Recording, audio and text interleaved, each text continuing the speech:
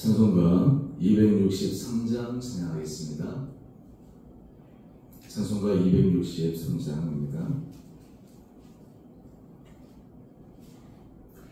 이 세상 험하고 나 비록 약하나 늘 기도 힘쓰며 큰 권능 얻겠네. 주의 은혜로 대속받아서 피와 같이 붉은 죄 눈같이 이겠네. 주님의 권능을 한없이 크오니 돌같은 내 마음 건너겨주소서. 주의 은혜로 대속받아서 피와 같이 붉은 죄 눈같이 이겠네. 내 마음이 약하여 늘 넘어지오니 주 예수 힘주사 굳세게 하소서. 주의 은혜로 대속받아서 피와 같이 붉은 죄 눈같이 이겠네. 죄사함 받음은 새 사람 되어서 주 앞에 서는 날 네 찬송하겠네. 주의 은혜로 대속받아서 피와 같이 붉은 죄 눈같이 이겠네. 아멘.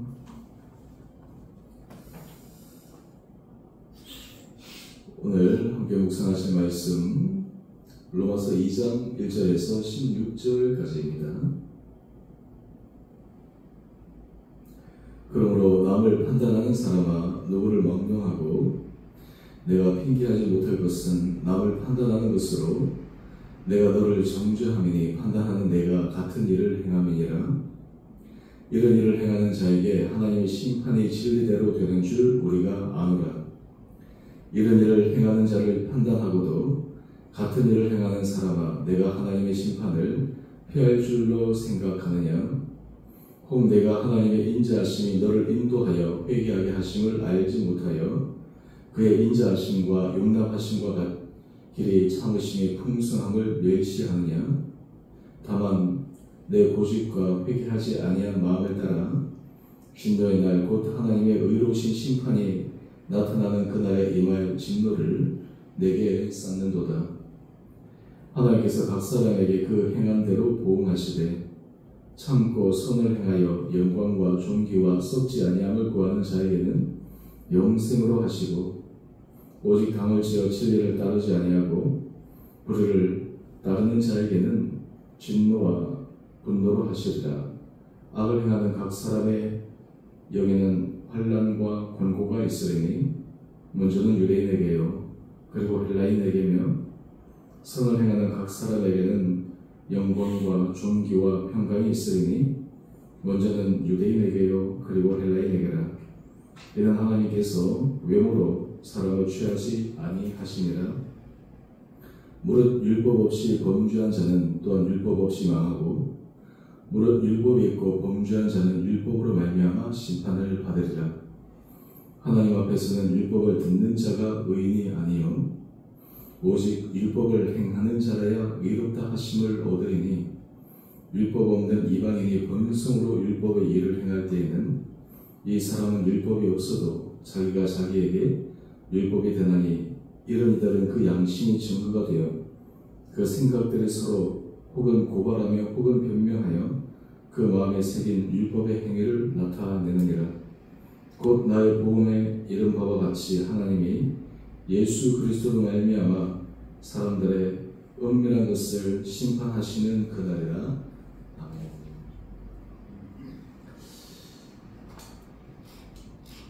이 로마서 말씀은 정말 우리에게 신앙의 정수를 가르쳐주는 귀한 말씀입니다. 우리가 성경을 어떻게 이해하고 해석하느냐, 이 관점이 굉장히 중요합니다. 이것을 가장 정통으로 그리고 가장 정확하게 바라볼 수 있는 렌즈를 제공하는 그 서신서 가운데 하나가 이 로마서 말씀입니다. 이 로마서 말씀은 하나님의 말씀의 핵심의 정신과 의미, 그리고 하나님의 말씀대로 살아가는 사람의 올바른 태도, 열매, 이런 것들을 하나하나 소개하고 있습니다. 오늘 이 말씀을 통해서 하나님께서 우리의 신령 가운데 말씀을 새롭게 깨닫고 이해하고 또 그로 인해 다시 한번 힘을 얻는 은혜 시간 될 수 있게 되기를 원합니다. 먼저 우리는 하나님께서 공평하신 분이시다, 공의로운 분이시다 라고 하는 것을 믿습니다. 우리는 하나님은 사랑의 하나님이시기 때문에 아무리 잘못하고 아무리 하나님 앞에 범죄를 해도 우리가 용서를 구하기만 하면 우리 모든 죄를 덮어주신다. 근데 이 개념 그리고 이런 주장은 맞습니다. 근데 거기에 전제가 있습니다. 어떤 전제가 있냐 하면 진정한 회개, 진정한 하나님 앞에 용서를 구하는 마음, 이것이 있어야 되는 것입니다. 우리는 흔히 입으로만 하는 회개, 입으로만 하는 용서를 구하는 기도, 이것이 다라고 생각하는데 하나님 앞에서 그것은 온전히 통하지가 않습니다. 왜 그럴까요? 먼저 우리 11절 말씀을 한번 보시죠. 하나님께서는 외모로 사람을 취하지 아니하시니라. 겉으로 드러나는 때로는 말이나 그 모습으로 하나님께서 판단하시는 것이 아니라 그 사람의 은밀한 중심을 하나님은 정확하게 보고 계신다라고 하는 것입니다. 우리도 사람과의 관계를 해보면 때로는 사람의 표현이 서툴러도 그 중심이 올바로 전달되어져서 참 이분이 괜찮은 사람이구나 라고 느끼는 그런 분도 있고, 반대로 입의 언변은 굉장히 좋아서 그럴싸한데 그 속 그리고 그 중심에 대해서 약간 의심이 드는 그런 사람도 있을 수 있습니다. 하물며 하나님께서는 각 사람의 중심을 정확하게 보시지 않겠습니까? 그 사람이 어떤 의도와 어떤 중심을 가지고 말을 하고 또 그 말을 통해서 행동을 하는지 이것을 하나님께서 보시지 않겠습니까? 그래서 사실 하나님의 심판은 공의롭다, 정의롭다 하는 것은 하나님께서 하지 않는 일에 대해서 잘못됐다, 오해 또는 사람들의 억울함을 표현하는 것이 아니라 다 있는 그대로 하나님께서 정확하게 판단하시고 거기에 대해서 심판하신다라고 하는 것입니다. 먼저 우리 다음 말씀 한번 보십시다. 하나님께서 어떻게 하시는지 우리 6절 말씀인데요. 하나님께서 각 사람에게 그 행한 대로 보응하신다 말씀하십니다. 이 행함의 보응에 있어서 중요한 하나님의 선물, 칭찬, 때로는 축복, 그 길을 걸어가는 사람들, 7절의 말씀을 보면 참고 선을 행하여 영광과 존귀와 썩지 아니함을 구하는 자에게는 영생을 하신다. 하지만 당을 지어 진리를 따르지 아니하고 불의를 따르는 자에게는 진노와 분노로 하시리라. 여기는 예외가 없습니다. 특별히 9절 말씀을 보면 악을 행하는 각 사람의 영에는 환난과 권고가 있으니 이런 악을 행하는 사람, 그 사람의 심령에 평강이 임할 수가 없습니다. 그 심령이 스스로가 환난과 권고, 그 안의 고통으로 스스로가 만들어 내고 자초하는 그것이 반복될 뿐입니다. 오늘 이 가운데서 이미 심판은 그 안에 자신이 누리고 있는, 그리고 자신이 경험하고 있는 그 고통이 이미 심판의 첫 번째 단계입니다. 근데 그것을 통해서 사람이 돌이키고 회개하고 하나님 앞에 새로운 은혜를 구하면 하나님께서 새로운 은혜의 문을 열어주시겠죠. 반대로 우리 10절 말씀을 보면 선을 행하는 각 사람에게는 영광과 존귀와 평강이 있으리니, 이런 하나님 앞에 선을 행하는 사람은 하나님께서 그 심령 가운데 평강 은혜를 주십니다. 결국에는 그 행한 일대로 선한 열매를 맺도록 하여 주십니다. 그래서 그의 삶이 하나님 앞에 칭찬받는 것뿐만 아니라 사람들에게도 인정받고 사람들에게도 참 귀하다 평가받는 그런 삶으로 하나님께서 인도해 주십니다. 여러분, 오늘 이런 상황에서 우리는 어떤 삶을 선택해야 하겠습니까? 하나님께서 우리에게 원하시는 그 삶을 우리는 어떻게 살아갈 수 있겠습니까? 오늘 우리 13절 말씀, 제가 오늘 단톡방에 올릴 그 말씀이기도 하는데요. 오늘 이 말씀을 우리가 잘 기억하면서 하나님의 은혜로 살아갈 수 있는 결단이 있는 이 아침 시간 되기를 원합니다.